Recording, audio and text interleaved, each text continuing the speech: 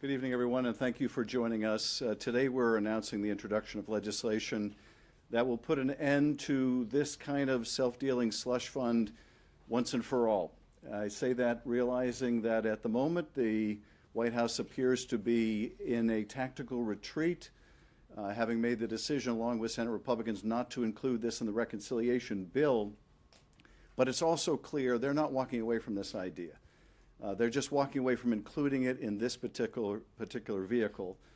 And the reality is, this is a time when Americans are struggling to get by. We all just came from spending a week with our constituents and heard a lot about high gas prices, high food prices, the cost of health care and medicine, and they want the Congress and the administration to focus on improving the quality of life, on bringing costs down, on making the economy work for people. But this slush fund doesn't make the economy work for anyone except the president and his enablers and cronies, including a number of violent offenders that attacked this very building. So we want to put an end to this. And I also want to say this, looking through the terms of this slush fund, should they try to resurrect it, this so-called settlement in which one part of the Trump administration is negotiating with another part of the Trump administration, both appointed by the president. This resolution, as I read it, this settlement as I read it, does not preclude the president from making a claim on this slush fund. It merely says with respect to certain cases that he will be barred. But it doesn't preclude him bringing other cases, grievances, etc., and seeking a monetary payment from taxpayers, nor does it rule that out with the vice president, his cabinet, or any of the people that work for him or are friends of his. And we simply need to put a stop to this. And I'm glad to see some of our Republican colleagues speak out on this, but there's a simple way to stop this and stop it for good and prohibit any future entertaining of even the idea of this kind of a slush fund at taxpayer expense. Not just for this president, but for any president in the future. That's what our bill will do. And we will not only be introducing the bill, but of course during the reconciliation process, be forcing votes on this measure or ones like it to put the Republican members of the Senate on record whether they support this kind of self-dealing corruption or whether they're prepared to put a stop to it. And with that, I'm proud to introduce Senator Kelly. Thank you, everybody, for being here today. Right now, families across the country are struggling and are having a hard time making ends meet. They're paying more for groceries, housing, rent, health care, trying to stretch every single dollar they have. And the last thing they should have to do is foot the bill for Donald Trump's $1.8 billion slush fund. This thing's a disgrace. And let's call this what it is. This is corruption in broad daylight. This administration is trying to create this fund with taxpayer money to reward the president's friends and these insurrectionists who attacked this building on January 6th. Let's remember how we got here. In November of 2020, on election night, Donald Trump declared that if he lost the election, it's because it was stolen. Then he doubled down again and again, eventually summoning an angry mob to Capitol Hill where they attacked the United States Congress in an attempt to stop the certification of the 2020 election. That mob assaulted men and women of the Capitol Police and assaulted local law enforcement. And then, as soon as he got back into office, Donald Trump pardoned the violent criminals involved in this attack. But then, this administration went even further. They created this crooked fund to reward criminals who assaulted cops. I'm the son of two police officers. I find this a disgrace. And it should outrage every American, regardless of political party. It's not lost on the three of us that we are the ones that are introducing this legislation. We've all been targeted by this president. He has weaponized the Justice Department against the three of us. But let me be clear on this, perfectly clear. None of us want a dime from this fund. Donald Trump should be ashamed of himself for even coming up with this corrupt scheme in the first place. Now today, they're feeling the pressure. So, as Senator Schiff mentioned, the Department of Justice says it's going to comply with a 2-week court order to stop this slush fund from moving forward. But what are they going to do when the 2 weeks is up? No one knows the answer to that question. But what we know is that we cannot trust the word of this administration. That's why we're introducing this legislation to put a permanent stop to this and make sure no president, Republican or Democrat, can abuse the Department of Justice for these kind of corrupt deals in the future. This should not be a partisan issue. And I understand many of our Republican colleagues have concerns about this slush fund too. Well, that's good. We have a solution. They can support this bill, and it will be banned. And with that, let me introduce Senator Slotkin from the great state of Michigan. Hi, everybody. Real quick, just to review the bidding, what we are talking about here is the president walking over to his IRS and demanding that they set up a $1.8 billion slush fund. In charge of deciding who would get access to that slush fund is a 5-person group that he personally designates, and it was meant for people that he believes have been wronged. I think, as Senator Kelly said, the three of us have been targeted by the weaponization of the government. We have been on the receiving end. We have been paying lawyers and doing all of that work to try and defend ourselves, in our case, for a 90-second video that we made restating the truth. But the fund, there is no way that fund was meant for anyone on this stage.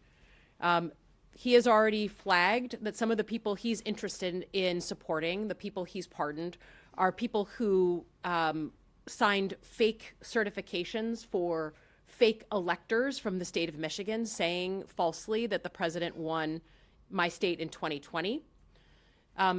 Enrico Tarrio, the former head of the Proud Boys who helped organize January 6th. And then more specifically, people who were convicted of violent crimes. So a guy in this building who tased a cop on January 6th, that police officer went on to have a heart attack. He suffered traumatic brain injury. The perpetrator went on social media and bragged about it. And because of that, because he owned up to it, he was sentenced to 20 years in prison. President Trump pardoned him, and now he would be an example of someone who would be trying to drain this slush fund of American taxpayer dollars. Now, we understand and we've heard that the president is waving the white flag or starting to wave the white flag on not moving forward with this fund, at least right now.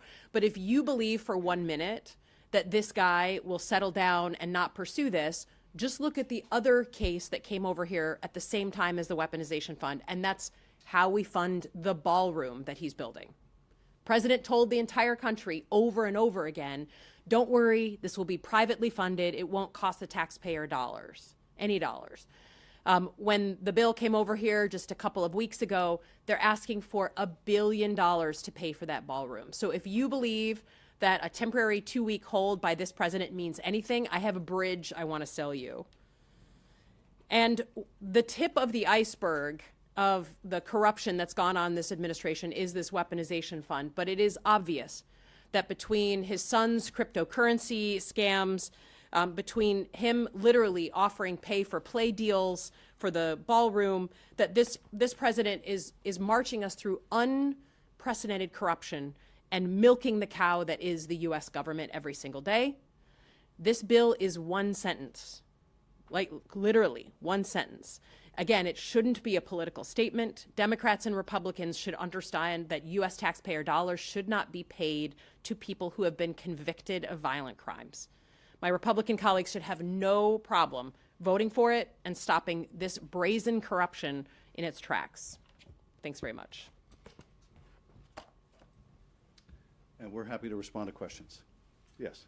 Senator Schumer has said that the Democratic push to force votes on this is not just contingent on reconciliation. Could you tell us a little bit more about where your points of leverage are, how you plan to get this passed? Well, reconciliation will probably provide the first opportunity, since we'll have the ability to call up any number of amendments. But we may look for other opportunities as well, depending on what's going to be on the floor.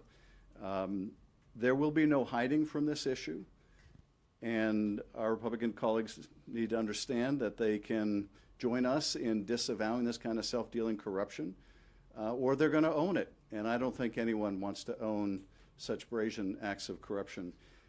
One other thing I would point out, and that is, we're a year and a half into this administration. If a year and a half in we're seeing such brazen acts like this one, who knows what's coming in the next 2 years? It is, I think, very important for this body, for the Senate, to speak loudly and clearly and put an end to this, so that there is no encouragement, no door left ajar through which the administration believes it can walk in the future for a scheme like this or some other corrupt scheme. Yes, sir. Thank you all for doing this. You mentioned that some of your Republican colleagues have some reservations about this particular fund. Have you had any conversations with them about supporting this legislation, or will you all just wait for the amendment process on the floor this week to see how it unfolds? I'll defer to my colleagues. I have not, although we've all witnessed statements coming quite publicly from our Republican colleagues who are, I think, flabbergasted, some of them, with the idea that we would take taxpayer funds and give it to people who beat and assaulted police officers on January 6th, or other people that committed various crimes simply because they're a friend or ally of the president. But I will happily defer to my colleagues. Yeah, I've had a few conversations with Republican senators about the fund, not specifically yet about the legislation, but we will. But I will say the easiest way for them to insulate themselves from this would be to join us and co-sponsor, this legislation to prevent this from ever happening. Senator, how confident are you in continuing bipartisan support in the Senate and keeping this fund from coming back up again if it comes up again? Well, I think we'll see what happens in 2 weeks. I wouldn't put it past the president to try to, reinstate and try to get this thing through. But there is a lot of bipartisan opposition to this happening. Similar question to what was asked, but because there have been Republicans that have publicly raised concerns about this, why not reach out to them on this legislation and maybe try to find a Republican co-sponsor? Wouldn't that sort of add some meat to the Yeah, I plan to. I don't know if you want to comment. Yeah, I think, look, we watched the reconciliation bill collapse under its own weight, at least temporarily, because of this issue in the ballroom. And we were all getting reports out from their lunches and their meetings where they were creating a ton of opposition on their own. And then we went home to our home districts, our home states. And so I think the conversation is restarting again. But I would say, I think, look, in the intervening couple of weeks, we've had the loss of John Cornyn, the loss of Senator Cassidy. And I think the message is starting to sink in that you think you can hide and just protect him and defend him, even when you know it's wrong, you still ultimately end up losing, right? That protecting Donald Trump is not a recipe for your own success. And as more and more of them live that in real time, I hope we're going to see more people taking braver stances on the other side of the aisle. They certainly don't have anything left to lose. And I've been impressed by Senator Tillis and other people who are saying, okay, how am I going to use my remaining time here? And I hope that our colleagues are going to do the same thing. But this bargain that they've all struck, that somehow if they accommodate and accommodate and accommodate him, even in the face of corruption, that somehow it's going to save their own skin, is just proven false every single day in the last 2 weeks. Any other questions? Actually, if you wouldn't mind, you mentioned this is a very short piece of text. It's one line. Could you explain any further how you determine who would and wouldn't get money? Is it just wiping out the fund, or how does this bill work? it functionally wipes out the fund. It precludes the use of a fund initiated as a result of a lawsuit by the president or vice president. So while it talks in terms of the president and vice president, it essentially would abolish this fund. It is not personal to this president and vice president. It would prohibit any future president from doing the same thing. And for that reason, I would hope that we would have our colleagues join us in it, and we will certainly be making that effort. Thanks, everyone. Thank you.